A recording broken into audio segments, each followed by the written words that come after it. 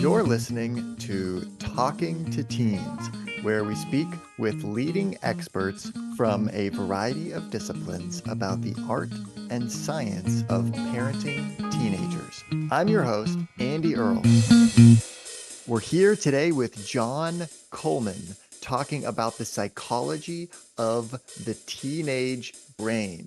There are a lot of changes happening in the teenage brain. There are scientific explanations for what is happening with your teenager. Why do teenagers stay up late and struggle to get up in the morning? Do they really take more risks, or is that an urban legend? We hear about hormones so much, but what does the science really say about it? In today's episode, we are diving deep into all these questions with John Coleman. He's the founder of a research center studying adolescents and their families. During his career, he's also run a special school for troubled teenagers and worked as a policy advisor for the government. He was awarded an OBE for services to young people, and he's the author of the book, The Psychology of the Teenage Brain. John, thank you so much for coming on the show today. Really good to be with you. Wow, what a topic. How did you get interested in this? What led you to becoming an expert in the psychology of the teenage brain? It started with an organization in the UK who had developed a program called My Baby's Brain. And essentially, what they'd done was develop videos, workshops, and things for parents of younger children about the brain and about how parents could help their 2-year-olds and 3-year-olds develop a healthy brain. And it was a very successful program, but they felt that there was more to do, and they focused on the teenage brain. And at that time, I was at the University of Oxford, and they asked me if I would help them. And anyway, one thing led to another, and we gradually, together with colleagues, developed a whole series of films, workshops, materials to help parents, then practitioners,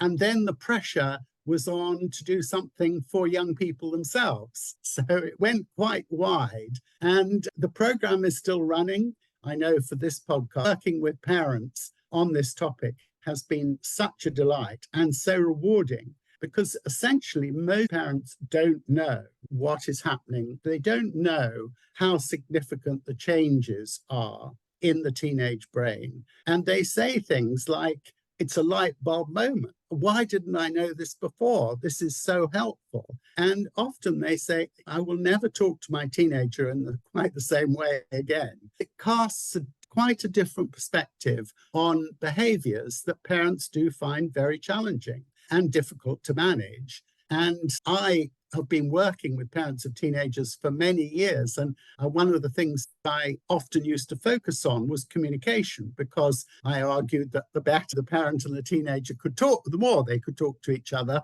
the more likely that the relationship would work out a bit better. But then this knowledge about the brain came along, and I started to think this is so important. And so anyway, that's really how it all started. And I've been developing more materials. We've obviously looked at and encouraged parents to think about quite a range of things. Sleep is obviously important because the hormone melatonin makes a difference to the teenager's sleep. Hormones like dopamine, which encourage the teenager to look for rewards, those sorts of things, anger, managing anger, stress, but also the opportunity to explore new areas and try out new things and be curious and so on. So in very brief summary, that is how it all started. We get so many parents who find our website and podcast, email us and say, hey, wow, I don't know what happened. My kid is 13 years old and it's such a huge change in our relationship. One day things were fine and the next day everything felt crazy and I'm struggling to regain my footing. What is it about 13, 14? Something just shifts in the brain at that time and it throws everything out of whack.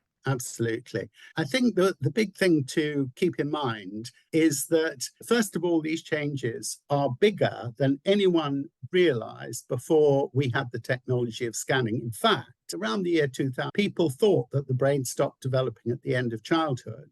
And so it was a big change in our understanding to learn how big the change in the brain is during the teenage years. Probably the biggest change in the brain apart from during infancy. So the thing to remember about it is it's both a positive because the brain is maturing and allowing for new skills, abstract reasoning, better memory, language is developing, those sorts of things. But on the other hand, there are some very challenging things happening. And a key thing is that the brain undergoes something that we call pruning.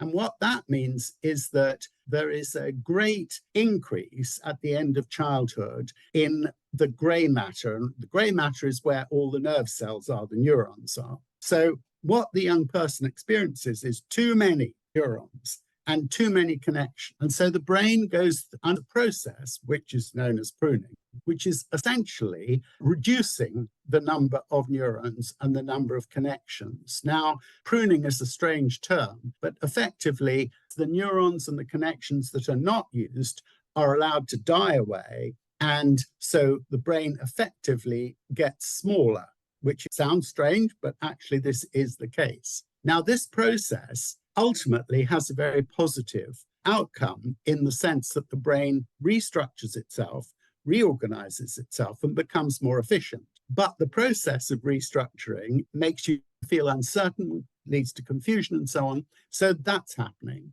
But the other thing that's important is everyone knows that teenage years are sometimes called the years of the raging hormones. And I use that term in one of the chapters in the book. But most people think that those are the sex hormones. But actually, we've got dozens of hormones in our bodies and in our brains. But there are a few that are really important and impact on a teenager. And what happens is that for all of us, the level of hormones goes up and down during any 24-hour period. But in the teenage years, that variation is bigger, it's greater. And so the hormones to do with mood, to do with to do with stress, those things are not stable. And that means that the teenager can be happy as anything one moment and plunged into despair the next. We often talk about this catastrophic sort of reaction that the teenager hasn't got a stabilizer. Like if something bad happens, then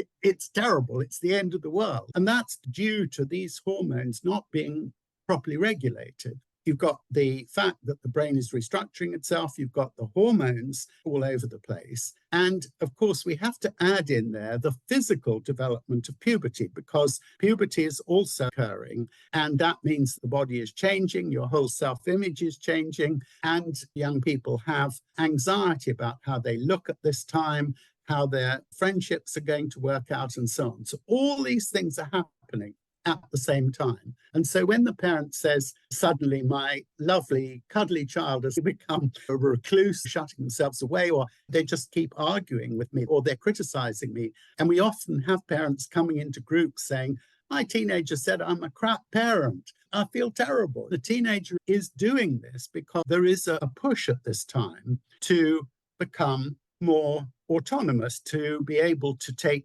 control yourself. Andy, I often say to parents, keep in mind that inside every teenager is both a child and an adult. So you've got the childish behavior, but you've also got this, I want to take responsibility. I want to decide myself. I don't want my parents interfering. And there's a classic thing. The parent tries to give advice and the teenager says, I'm not listening to you. I don't want any of that. So the parent backs off.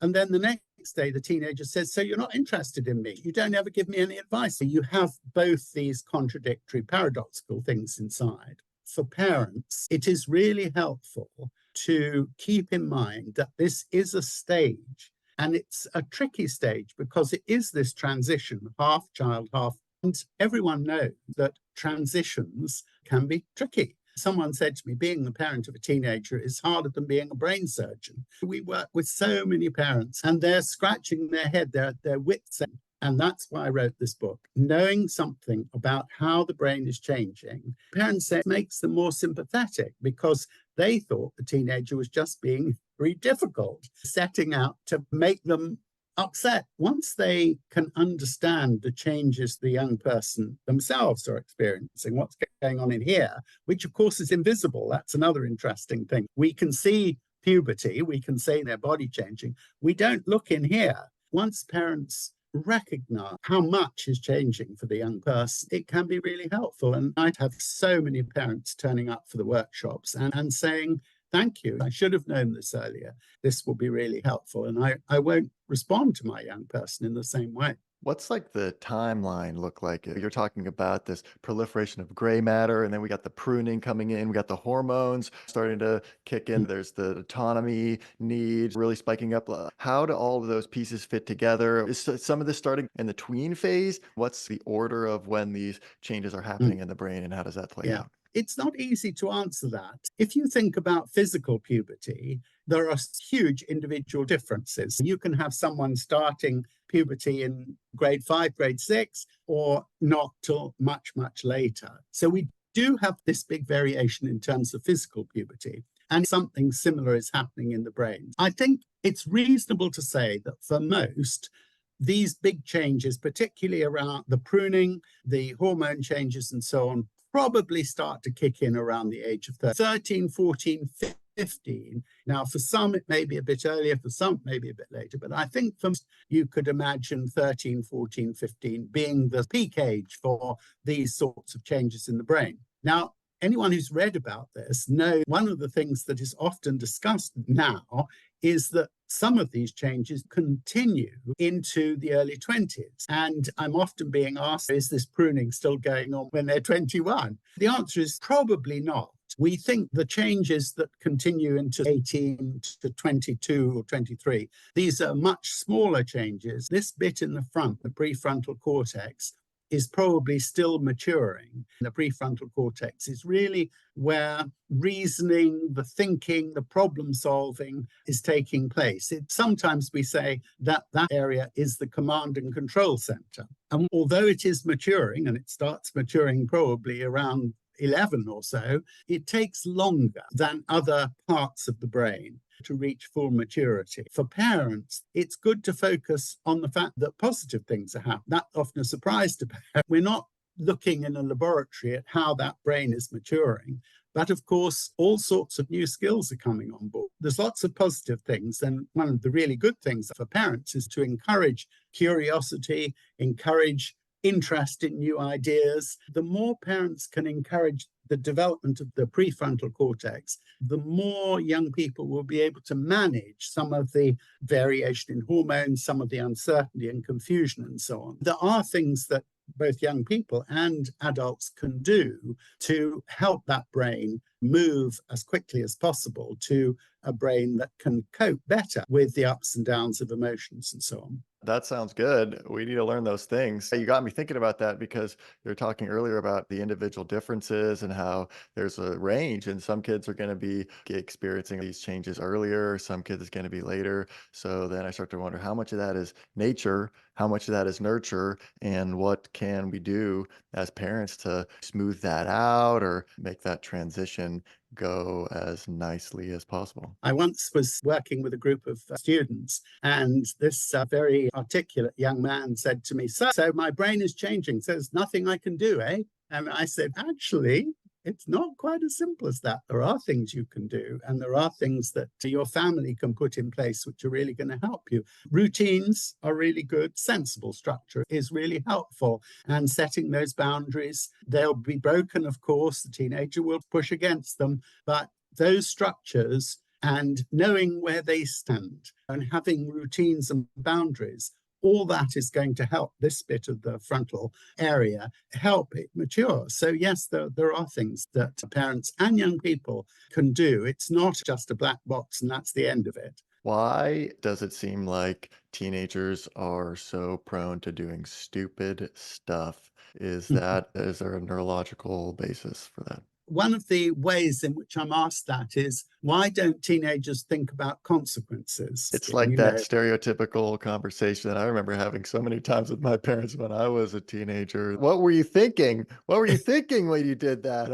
I don't know. Exactly. I wasn't thinking. Exactly. There is an explanation, and you have to imagine that the brain has a whole series of networks between the different sites. And the really key thing as far as consequences is concerned are the networks between the area that's to do with emotion, where the hormones are really getting active, and we call that the amygdala. It's part of a bigger system, but it's basically the area where emotion is processed. And then the bit in the front of the brain, which I've been talking about, which is the prefrontal cortex. Now, what we think happens is that gradually during the teenage years, those two things get networked. In other words, you have networks between each of them, so they influence each other. During the 14, 15 years, those networks are still very immature. And so when the young person is overwhelmed by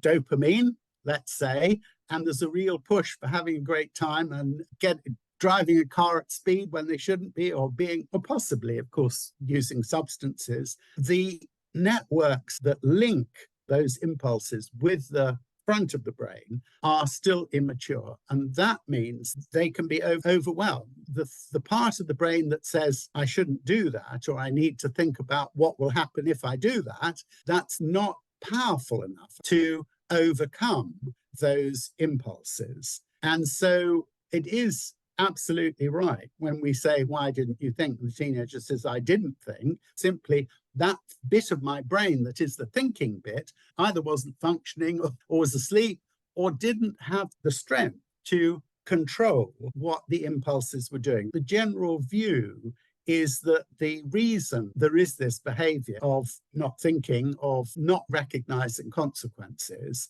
is to do with the way the brain is structured at this time. And as the prefrontal cortex matures, obviously that will get better. Now, I should say there are other factors. We do need to recognize that the brain and the environment influence each other. You were talking about nature and nurture. There is a two-way influence process. And the likelihood of taking risks or not thinking about consequences is greater for teenagers when they're with their peer group. And when they're on their own, they're much more able to make use of the networks that link the thinking to the emotional centers. Of course, the peer group has lots of very valuable, positive elements for adolescent development. But when you look at evidence from studies, for example, of taking risks driving or using substances, it is more likely the young person will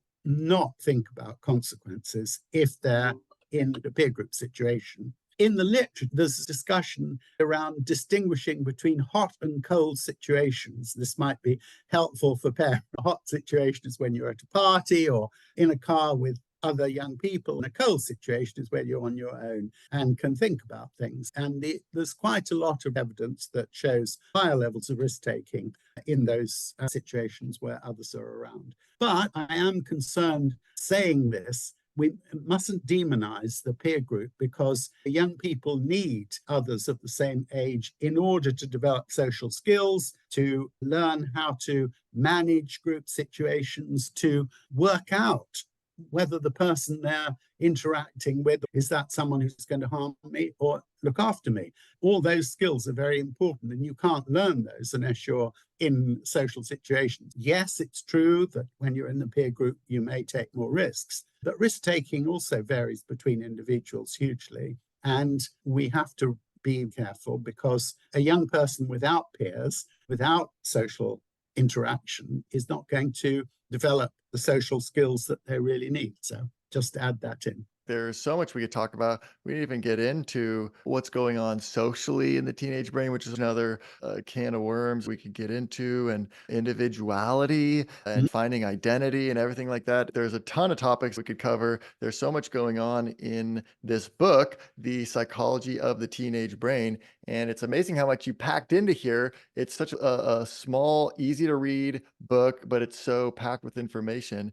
And I'm really glad that you have put it together and that you've come on the show today to talk with us about it. It's been a great pleasure. What should we tell people about where they can go and find out more about your work or what you're doing, or Yeah, follow any updates from you? I've got a website, That's just www.jcoleman.co.uk. Easy. And the psychology of the teenage brain is really easy to pick up anywhere. Thank you so much, Andy. I've enjoyed talking to you.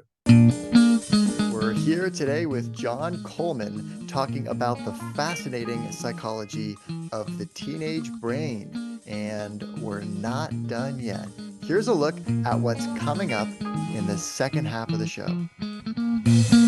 One hormone I haven't mentioned is serotonin, and we talk quite a lot about that because the serotonin goes down and it really affects the mood. And we all know that most teenagers do have times when they feel really poorly. If you give a reward to adults and teenagers, the same reward, some money or chocolate, and you look at the brain, the level of activation is higher in teenagers. Exactly the same reward, but it's higher in teenagers. And that's because of a higher level of dopamine. And it takes longer to go down. It's very important for parents to recognize that this is a stage. And of course, knowing what's happening in the brain helps that because it's a ever-changing process. You're moving towards a more mature brain. So it's a stage. It's not going to stay the same. Recognize that you've got to get through this because they will become more mature. Want to hear the full interview? Sign up for a subscription today. It's completely affordable and your membership supports the work we do here at Talking to Teens. And you can now sign up directly through Apple Podcasts. Thanks for listening, and we'll see you next time.